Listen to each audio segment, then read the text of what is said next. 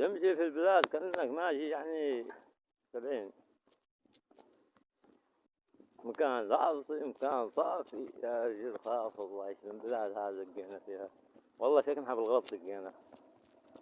سلم بلاد هذا شوفها يعني ما تمشي ما ياخذك من الحاصل على الله ماشيين. الله بلاد هذا على الله ماشية الله يستر بس. شوف مكان صافي على طول